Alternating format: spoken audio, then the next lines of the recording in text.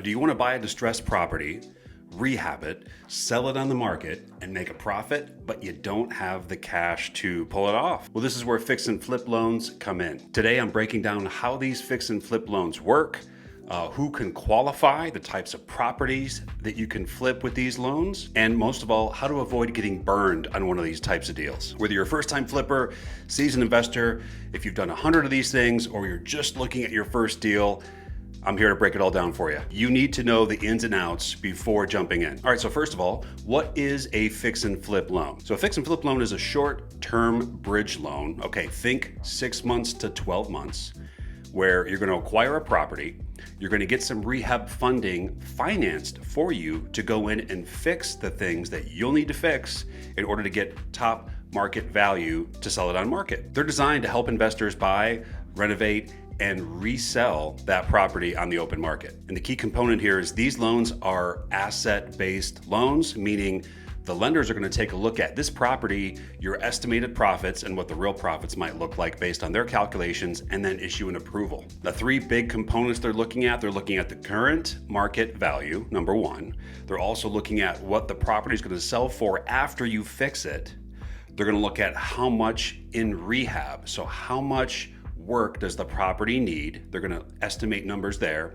And they're also going to look at your exit strategy, which is oftentimes the most overlooked, and you can't just have one exit strategy. I'll talk more about that as well. Now, these are not 30-year loans. So you're looking at shorter terms here. Think about them as bridge loans where they're designed to move fast to get you from one place to another super quick. All right, so what do fix and flip loans cover? Good fix and flip financing, generally they cover two things. The purchase price. Now the purchase price can be up to 85, even 90% of the total cost of the loan. And then they're looking at the rehab budget.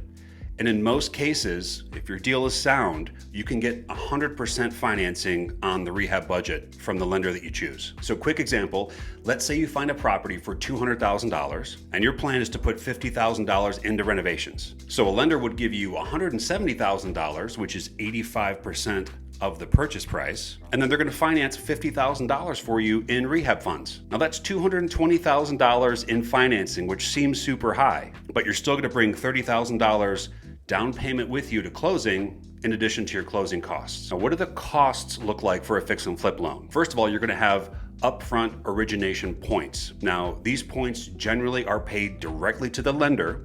And the reason that these costs are going to appear higher than a normal finance loan, like a traditional conventional loan, for example, is that what happens is since this loan is a shorter term loan, the lender needs to make their money. Okay, so if you pull out a fix and flip loan and you're blazing fast, you get this thing done in 2 weeks from the very beginning to the very end, you get it on market, let's say you get a nice cash offer within another 2 weeks, well, it's reasonable that loan's going to be paid off in maybe 2 months, maybe even less.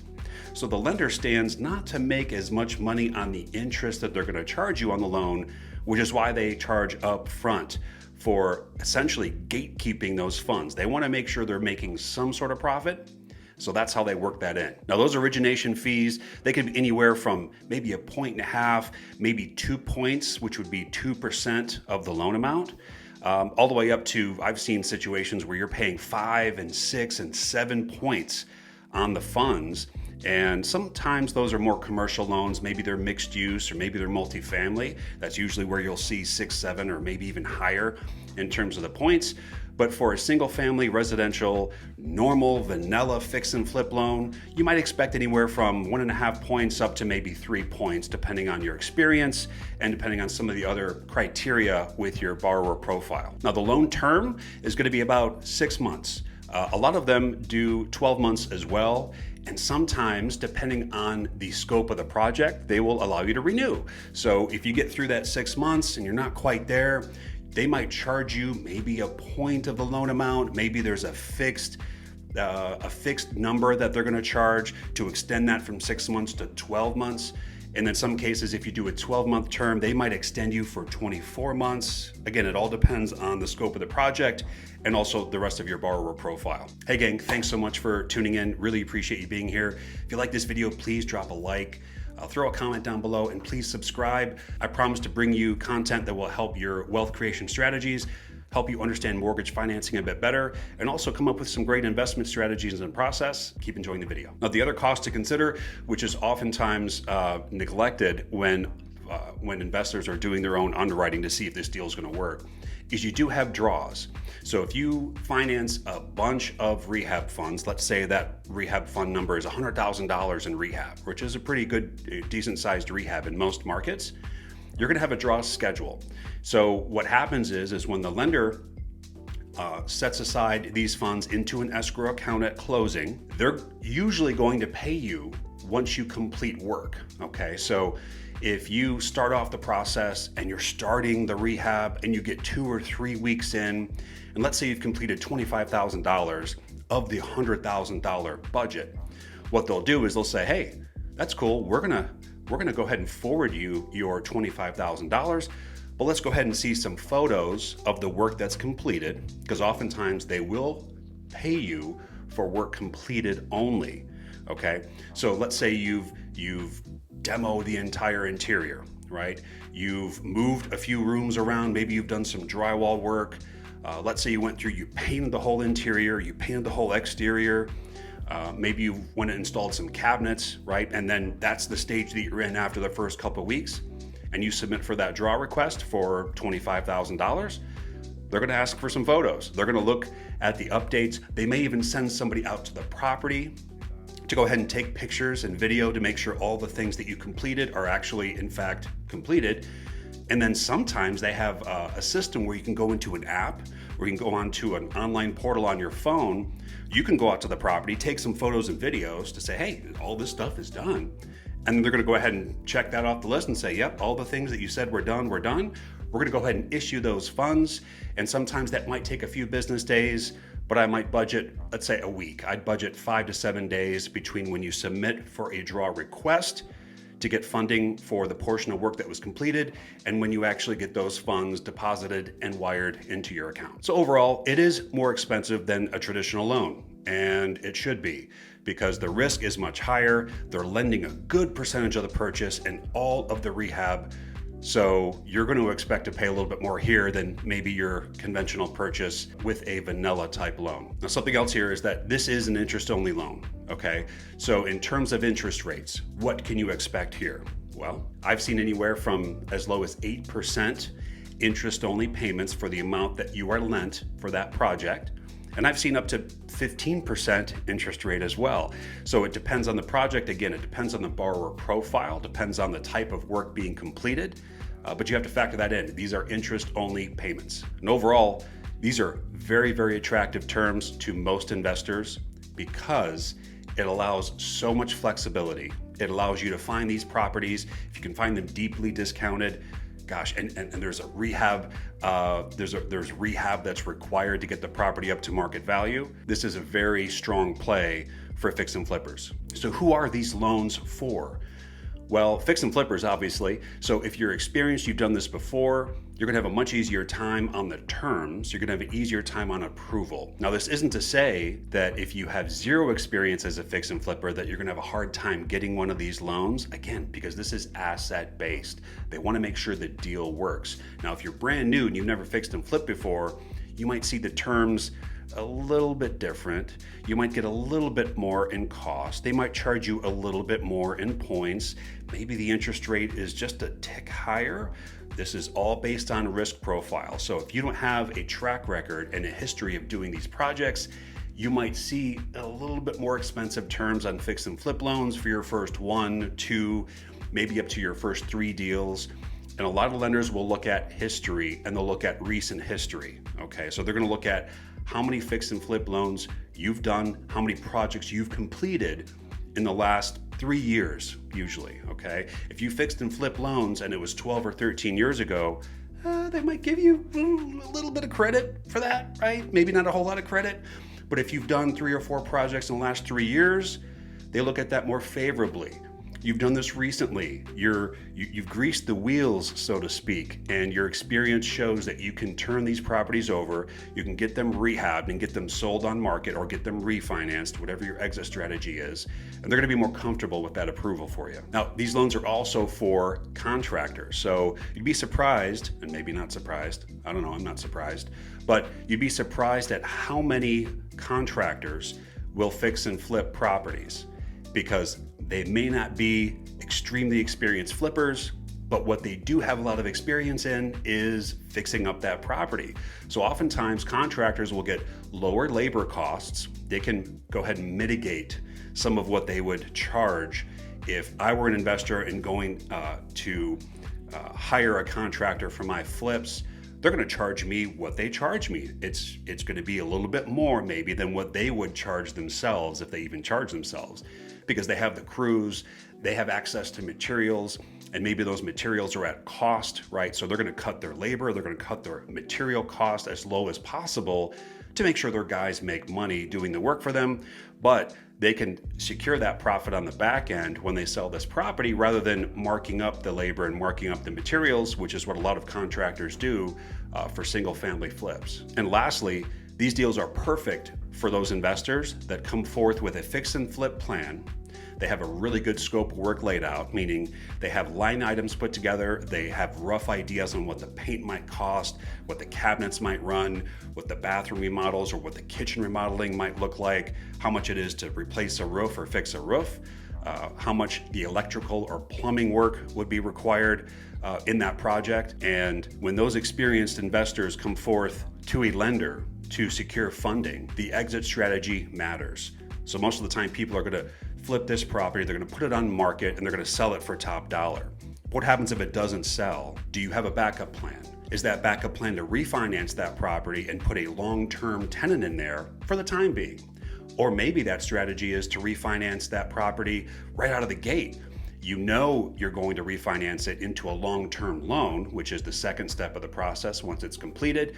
Then you're going to put a tenant in there. Or maybe you're going to do some sort of exit strategy where you're going to have a medium-term rental. Maybe you're going to rent it out to nurses, for traveling nurses. That's a very popular avatar for long-term investors that hold properties.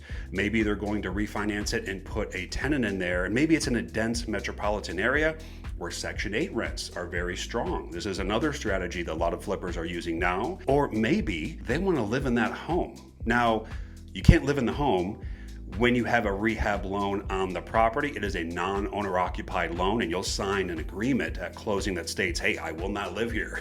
And the trick with that one is after you complete that rehab work, when you go out and get a refinance completed, you can refinance that loan into a long-term loan and then live in that property as a primary residence. That's also an option for an exit strategy. Now, the other thing here is the lender is also going to make sure that this is a deal and it's going to work. So think of this like checking your math. You're going to submit all of your deal underwriting to your broker, whether that's somebody like me or the lender directly, and they're going to do their work and make sure that that deal is a deal. They want to make sure it's going to fly, because what you do not want to happen is you don't want to have delays, and you don't want to have an issue where you're stumbling throughout the rehab process and you're not able to get it completed, because then this short-term bridge loan with high interest-only payments, and you're going to be paying on this loan every single month. Now this is a long-term loan, and that's not a place you want to be. All right, so here's a real-life example.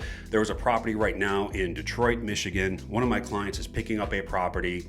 He got a really, really good deal, and it's got a lot of profit built into it. This is a duplex, and this property is going to be running $92,000 on the purchase. Okay, so he's going to pay $92,000 to close on this property. And then he's going to put about $55,000 in rehab work into this property, okay? So all in, if he has $92,000 on the purchase, and he's going to be putting about $55,000 of rehab into the property, he's going to come in with roughly $147,000 on the purchase, including the rehab, okay? And there is a little bit of a buffer built into the rehab as well, and that's pretty normal. So a lot of lenders will say, hey, what is your contingency here? And contingencies are usually about 10% of the rehab budget. So if the rehab budget is $50,000, they're going to budget about $55,000 because There's always stuff that comes up, let's be honest. You might get in there and realize none of the appliances work even though they look good. So you might have to completely replace all of the appliances, for example. You might peel away some of the drywall. You might be poking around in the attic to make sure all the insulation is good. You might find an issue. Maybe there's some prior leaks up on the roof. Maybe the roof has an issue that you didn't quite see when you did your initial walkthroughs, and you got to repair that. So they want to make sure that contingency is built in for things like that that may come up, and oftentimes they do come up. Now, on this particular loan, this interest rate is going to be roughly 12%. So if he closes in the middle of July, his first payment is going to be due September 1st, and September 1st is going to be his first interest-only payment. Now, another thing to think about is that you can run the numbers. Let's say that's $92,000, and let's say that's going to be roughly 85% on the purchase.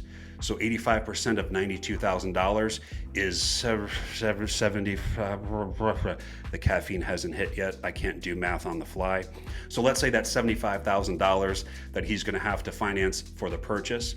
The very first payment he'll make, if he does no draw requests, because he has not completed any work yet, that's going to be based on the $75,000 figure that he paid at closing. Now, if it's $75,000 and he's done all the work, all $55,000 is done, that's $130,000 now that he's going to be paying interest on. So you're only paying interest on the amount that you draw out from the escrow account for rehab. So let's say he finishes the whole project, he's pulled out all the funds from the rehab budget, and now he's going to be looking to refinance that property. So in this situation, the exit strategy is to refinance into a long-term 30-year, non-owner occupied DSCR loan. Now, this project is in an area where Section 8 rents from HUD are very strong. And roughly that's going to be about $1,400 per unit. So since this is a duplex, he's going to be bringing in $2,800 per month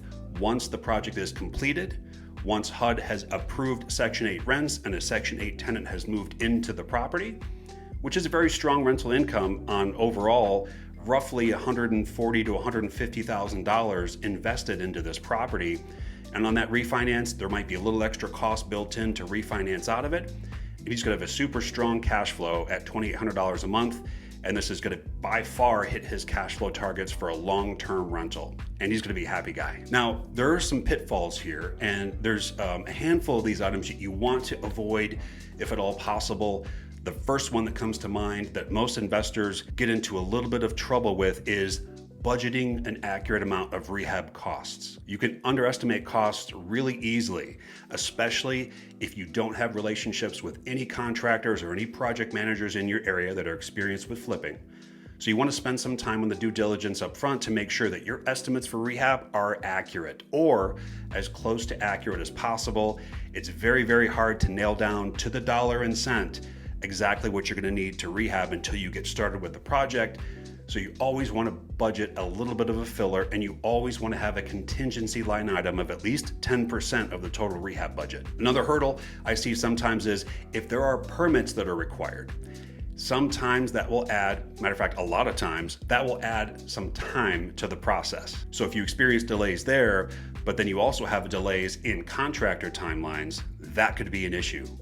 Some contractors, to get the work, to get the job on their books, might say, oh, sure, we can do that 3 to 4 weeks for this project. Not a problem. Knocking out walls, adding foundation, building in a new electrical system, replacing a lot of the plumbing. Maybe you got to redo the plumbing line and the sewer line underneath the property. Oh, sure, 3-4 weeks. Well, that might take 3 months. It depends on the permitting, it depends on the contractor's timeline, and it depends on if the contractor is going to be able to hit the mark that they set for you when they initially went over this project with you. So make sure that you're comfortable with the contractor timeline. If you've used these folks before, fantastic. If you have not used them before, I highly, highly, highly recommend getting multiple different quotes, looking at different estimates, asking a lot of questions of your contractors. Can you show me some projects you've done in the past? Can you show me from beginning to end roughly how long they took? Can you show me what your contingencies are? If you're running behind on a project because of unexpected delays, is that something you can handle? Are you too busy to do a project like this? That's a question that is rarely asked. Can you actually get this project completed in this timeline? If things go awry, if you lose a tiling guy, if you lose an electrician, if one of your HVAC guys is running around like crazy in Phoenix because it's 175 million degrees and they're out here replacing every condenser in the valley, are you still going to be able to meet that time frame? And if not, budget that time in to your exit strategy. Make sure you cover the bases with regard to timelines and costs, because it will impact you huge. Something else to watch out for is the market does change. So you could close on a property today and the market doesn't shift like a rowboat or a sailboat. It's not super quick here. It's a slower, it's like a Titanic, it's a cruise ship. It doesn't pivot quickly, but the writing's usually on the wall when you close on a property, even when you first acquire the property. So knowing what the market's doing, knowing what the expected time on market is and what the market exposure looks like for the area that you're flipping in is critical. If it takes 3 months to sell a property in the middle of the market and your objective is to fix and flip this property and get it sold in 3 or 4 weeks, highly recommend revisiting that timeline and making sure that you're budgeting in the amount of time it would take, and you want to be conservative on this. So if the project might take a month, 4 weeks, you might want to budget in 2 to 3 months total to complete it. Why? Well, it's a lot of extra money, Jeremy. Oh, yeah, it is. But what happens if a contractor doesn't show up one day? What happens if the HVAC guy gets heat exhaustion and he's laying in bed for a week to recover and he's unable to do your work for you? That's going to delay the whole project. There's only 2 reasons homes don't sell. It generally falls into the price category or the condition category. Well, you can control the condition with your fix and flip. Don't chop your knees off. Don't shoot yourself in the face. Don't shoot yourself in the foot. Don't hurt yourself is my point. If some of these things are working against you, the contractor timeline is taking longer, the homes are going to sit on market longer, you uncover an issue with the property that's going to take extra weeks or maybe a month or 2 to get completed, make sure you have an exit strategy in place that does not involve selling on the market, if at all possible. And that easily could be a refinance here. All that said, this is why it's critical to work with a lender that not only can help you run the numbers, that can give you accurate pricing and be competitive on costs and rate and terms and all that jazz, but it helps to deal with somebody that's done fix and flips before. I know it's crazy, but they're oftentimes going to have insight for you, and they can act as sort of a second underwriter on your deal before we even submit all this information to the lender, to make sure that what we're looking at is going to be at least close to what to expect when you get the property on market or when you go to refinance. Now, if you're thinking about doing your next fix and flip, I'd love to talk to you. I can help evaluate the deal. I can help run the numbers for you. I can give you a range of a few different products, a few different lenders that would be most appropriate for your fix and flip strategy, that would be most appropriate for your experience and the rest of your borrower profile. I'll help connect you with fix and flip loans that actually make sense for you and your project. Now, you could drop a comment below, you can send me a message or shoot me a call or book a call through my Calendly link, and we can connect and talk about how best to help you with your next fix and flip project. I'd be honored to do so. Hey, thanks so much for watching. I'm really happy you tuned in. If this video was helpful for your fix and flip strategy, or if you just found some value in this video because, I don't know, I was the next video that popped up in your feed, please drop a like and please comment below. If there's any questions you have about fix and flip products, I would love to answer those questions. I do answer them personally. And subscribe to the channel. And I think somewhere I'm gonna be able to put a DSCR video here as well to show you what that exit looks like on the other side. There's a lot of nuances to the DSCR loan products, and they're a great fit for an exit strategy if your goal is to hold on to that property once it's remodeled. And for other tips on mortgage-related activity, on wealth creation, on debt pay down, or on DSCR loans in general, or whatever sort of financing questions you have, I'm here for it. So I look forward to seeing you in the next one, and I'll see you in the next video. I think, I'm not sure if I'll put the video here. I like the right side, but I might put the video over here. And maybe, I don't know, maybe I'll put the video down there too. Maybe I'll put a different one down there and I'll put one up there, but I don't want to confuse anyone. So if maybe I'll just fill the screen with videos and then let you guys pick.